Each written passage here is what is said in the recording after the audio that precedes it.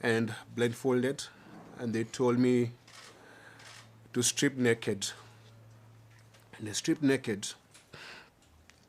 When I stripped naked, they removed my handcuffs, and then I was grabbed by about 4 men, and they lifted me up so fast. Before they lifted me, actually, they put some gloves on my hands. Then they lifted me up.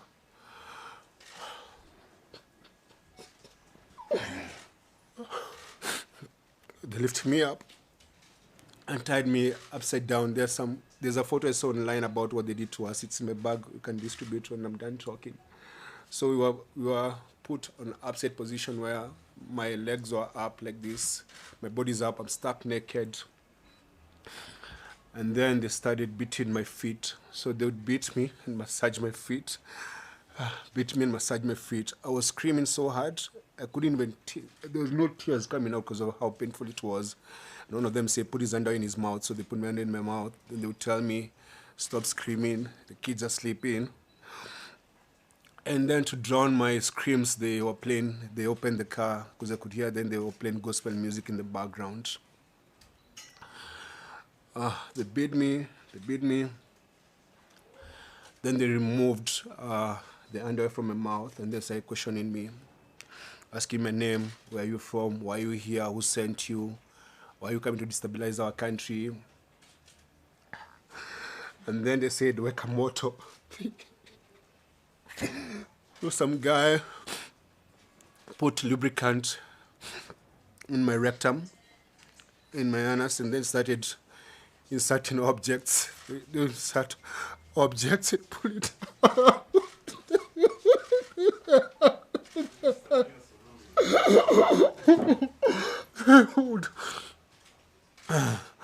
Dude, it's okay.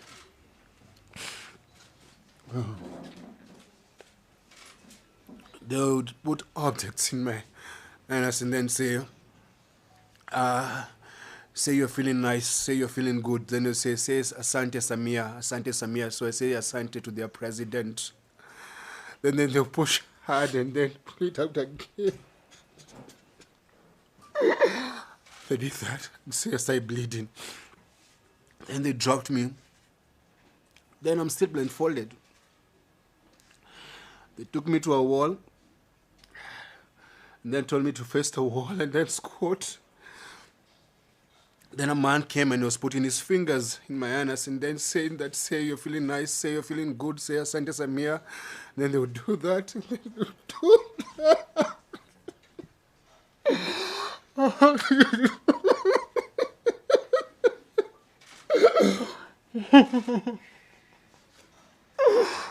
And then they told me to turn around, I'm naked.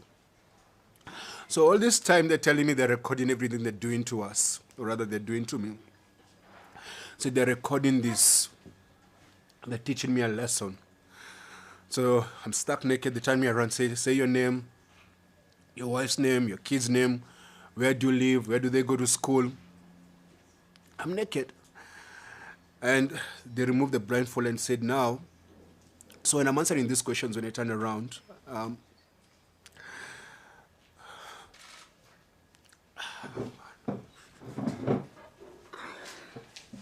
when I'm answering these questions, they are just threatening me. So like when they're abusing me, they're saying they should feel good and say thank their president for doing that to me, like Sema Sande Sana, Sande Sana.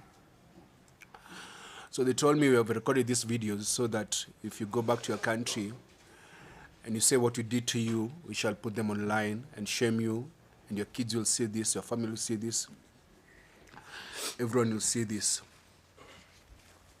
So while I was naked, they questioned me, asked me my email address, my passwords, everything. And because I was in so much pain and I was afraid they're going to hurt me some more, I gave them everything they wanted. Then they told me to dress up. And that's when they took over to go and torture Agatha. They put back the blindfold, told me to dress up. I dressed up, put back the blindfold, and then left me on the ground. So we spent the night on that floor. I could barely walk. I was bleeding. And then I could hear Agatha screaming. And one of the men was there saying, why don't you give me permission to rape her? Because this one is like big good. She looks very nice. Let me just allow me to shusha muzigo, like let me rape her. So I don't know what happened to Agatha, but I could just hear her screaming. The following morning, on Tuesday morning, they came and they told us to remove our clothes and to go shower.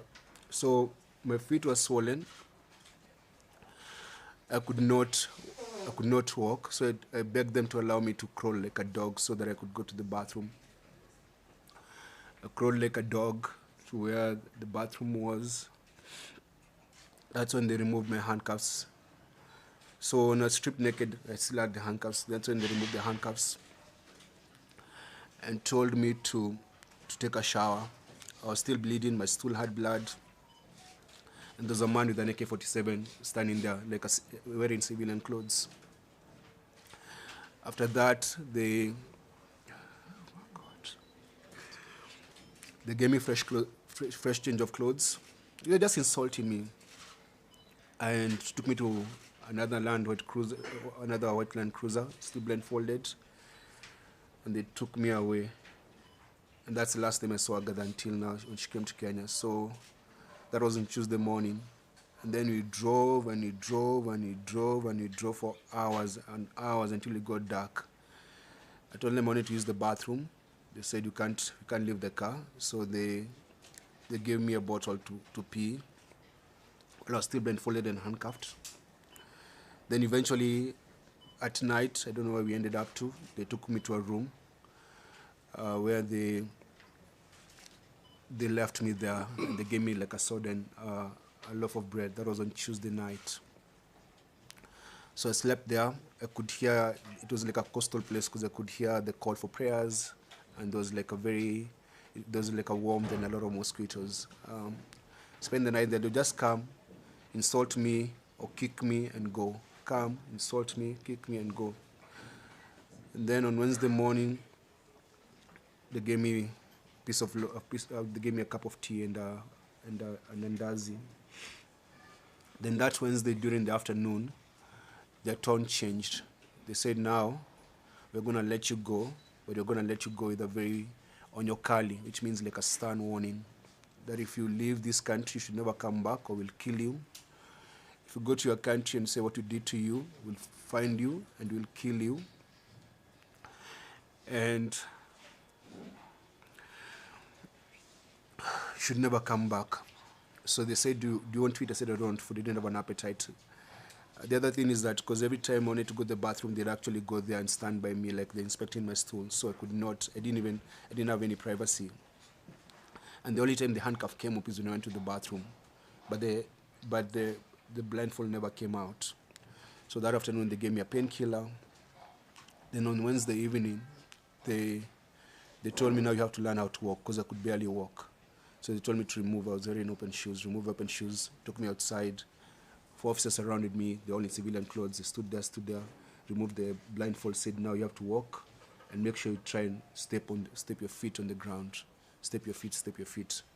Said we're gonna let you go, but don't ever come back in this country. So they taught me how to try and walk. They made me walk for like half an hour. I said that's enough. And then the following morning, on Thursday morning, they woke me up so early, maybe around 4:35 a.m. They put my things in the car, put me in the car, and then drove for like an hour, stopped briefly, and then when they stopped briefly, they spoke outside, then drove again, then stopped again, then told me, you're going to drop whatever you're going to drop. You don't open your eyes, don't turn back, don't look at us until you leave. So they told me, lala chini. They kicked me out, slept there on the floor, on the side of the road. And then when I opened my eyes, there was a boda boda guy waiting for me. I think they'd already done a deal with the boda boda guy. That boda boda guy drove me to the border, which land was the Horo border, the Tanzania-Kenya border.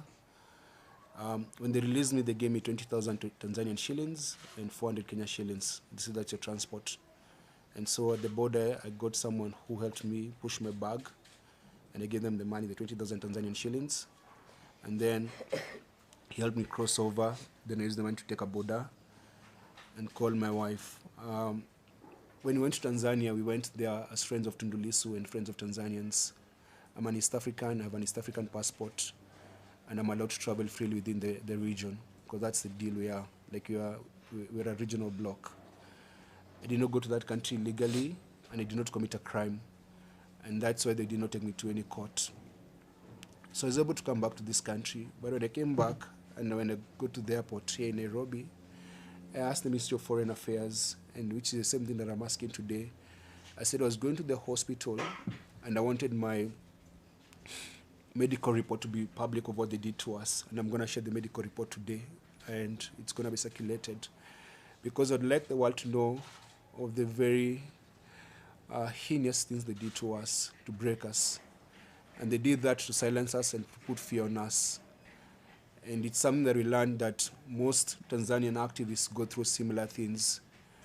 They arrest you, and they take you through sexual torture and tell you if you speak, you're going to humiliate you to your family and all that. And